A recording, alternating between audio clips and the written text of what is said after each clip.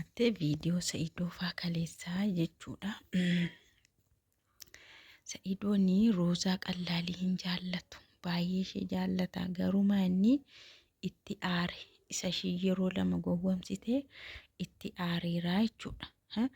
Innaa ankaleessa komantii irraan haasa'e malee komantiidhaan isa warri komantii amaariffa barreessan warri Sumayyaa jechuudha. Isa roozaa xaqlaayii godhaniin haasa'e aangootti ol fidanii shuuman haasa'e malee yaada kiyyan kennanni baay'isawe komantiin sinii dubbise kaleessa.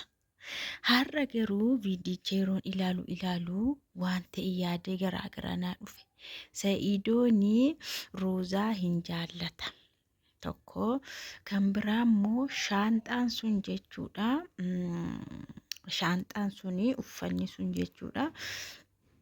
Sumayyaa bira kan gahee roozaan ofiidhuma ishii qofaa ishii miti kan kana goote Sa'idoon illee beekachuudha. Nagaan siniif haa ta'u kabajamtoota hordoftoota kiyyaa akkam jirtu.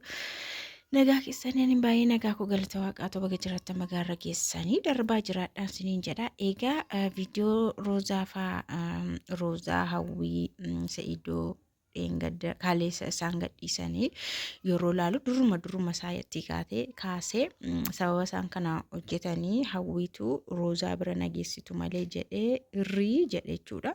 Hawwii roozaa bira dhaqu malee maalumaaf dhuftee na shawwaddee mana dhuftee na gowwomsitee mudiinatti qabattee shaanxaa fudhattee deemtee kan jedhuun geessamte jechuudha. Silaa Sa'idoon akka yaada isaattuu roozaa waamus viidiyoo akkanaas hojjechuullee hin barbaanne maaliif beektu Sa'idoon mataa isaayyuu roozaanii faana walii beekuchuudha akka isheen geessitu.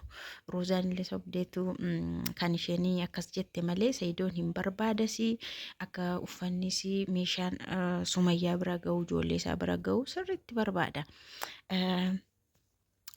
Kanaafidha yuuti kan inni roozaadhaan galatoomi jedhe argitanii roozaadhaan kan inni galatoomi jedhe kanaafidha.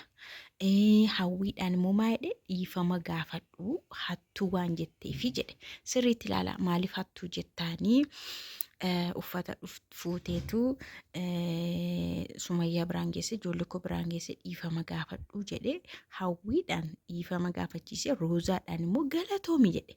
Kana jechuun maal jechuudha? Sa'idoo faana wal beeku roozaa fi Sa'idooni uffanni kun akka Sumayyaa bira gahu hin beeku haala akkasiitiin jechuudha. Silaammaa otoo dhuguma ta'ee roozaan dhaqxee shawwadde ta'eeti miliksite ta'eeti Sa'idoonu galatoomiin jedhu maaliif dura nan gaafattuyyuu jedha. Ana maan gaafanne ana faana walii galtee maal an sittiin kennuu ingeessitaaf taanaanii biraan geessa taanaanii jedha ture. Garuu isaanii walii galaniiru waan ta'eefi hawwii kanas immoo haala ishii waan ilaaleefi haala ishii waan kana hundumaa waan ilaaleefi dhiifama gaafadhu jedheen jechuudha. Sila akka seeraattu mooraalima hawwiitiifiyyuu dhiifama gaafadhu hin jedhu ture.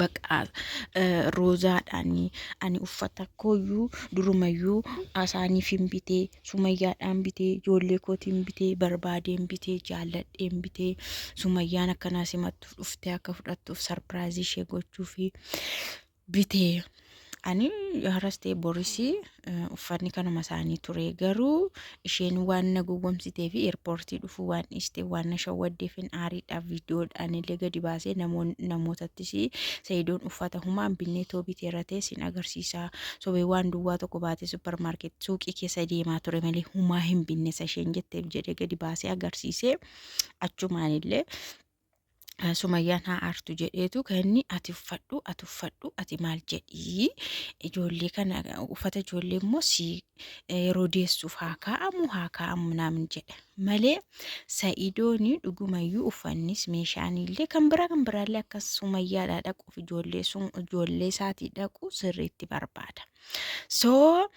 Silaa hawwiidhaan dhiifama gaafadhuun jedhu roozaa qallaaliin jaallatu. Akkatti inni roozaa irraa hawwuun agarree yeroo isheen akka lukkuu xarab jettu akka inni irraa dhowwuun agarree roozaatti kalmaa tokko dubbateera Sa'idooni. Sa'idoon እኮ ሮዛ hillikii qabate barsa isheen gowwomsite malee roozaan jaallata ture Sa'idoon dhugaa dubbachuudhaaf. Isheenillee yeroo lama gowwomsinaan aarii hillikii keessa galee hawwii kana achas fide malee silaamuu mooraalii hawwii eeguudhaafi ati maaliif uftee manatti ishee gowwomsitamaa jechuu keeti. Kabajuun iyyuu anayyoo kabajja ishee kabajja. Ani nan dhoowwadhaatu ana gaafatte yoo isheen hin dhoowwatti iyyuu ta'u haadha qo'anii jedhee uffanni kun hageeffamuu fi karaa nagaa to'an jedhee sitti kennine hawwiinillee hin dhoowwitu. Anillee nan barbaada. Ati garuu akkamitti ishee ilaalte isheen si kabajjee buna sii danfisuudhaaf yeroo isheen suuqii deemtu kas goote jala miliqxee deemtu. Dhugumaati hinattee maahattarii fiillafiitiidhumaan uftee fuutee hin deemtuyyuu jedhaan ture silaa Sa'idoon. Garuu Sa'idoo fi roozaan wal beeku. Meeshaan kun shaanxaan kun akka Sumayyaadha dhaqu sirriitti wal beeku. Roozaanis immoo otoo ani anaafatti wal beeknu ani si faana mareedhe akkanatti fuudhee geessee akkamitti hattuu naan jetti. Maqitti hattuu naan jette kana narraa kaasisi dhiifama naa gaafattuudha. Bakka. Annaa hawwiin keessan immoo akkamitti dhiifama na gaafachiistaa jettee turte. Innaa silaa roozatis balleessitee taatillee loliin dhiisi bakka erga qaqqabemaa gochuu hin danda'amu jedhee addaan gaggasha malee dhiifama gaafadhuu hawwi jedhee walitti illee araarsu ture jechuudha. Kana ammallee kan biraallee jira jechuudha. Walitti araaramuu isaanii kana keessatti walitti araaramaniiru waan ta'eef hawwiin kun ganaa Sumayyaa birallee geessi ganaa shaanxaa miti hawwiinuu Sumayyaatti geeffamti ganaa hawwiinuu qaxaqaxamti. Xiinxalaas achiin xiinxale ishee duuba kan xiinxala fagoon xiinxalee hawwiin keessanuu ganaa Sumayyaa bira geessee as amma hanxaaxanxaat jette ganaa likkii ishee agarsiiste jechuudha Sumayyaan. Maadhaan isaanii arraba kee kana akka re'ee gootu Sumayyaan hin kutti tasgabbaa'ii jechaanii turan waan ta'eef kanumarraa keessum roozaan immoo jirti araaramteettis waan ta'eef kana wal birattuun argamu karuma roozaa kana Sumayyaa bira ga'uun ishee waan hin oolle yoo olii nu jedhe waan hin oolle yoo firooma keenya jedhe. Waan hin oolle hawwiif Sumayyaa wal argu waan hin oolle. Innaa kabajamtoota hordoftoota kiyyaa ammana yeroo laalee xiinxala laalu galgala yeroo laalu inni Sa'idoon akkamitti hawwiidhaan dhiifama gaafadhu jedha. Maal jechuudha dhugaa dubbachuudhaaf yoo laallu fuuldura isaa yoo laallu sirriitti yoo laallu roozaatu dhaqee dhoskee fuudhee deeme. Waan dhoskaadhaan fuudhame immoo waan hannaati hinatte jenne. Fuuldura laallee yeroo akka nutti mul'atetti yeroo laallu lakkaasaan harka lafa jalaatiin Sa'idoomatu qindeesse roozaan illee akka dhaqxu akkatti akka miliqsitu akkatti akka fuutee deemtu jechuudha. So kana xiinxala gadi fagoo xiinxala ol dhiyoo.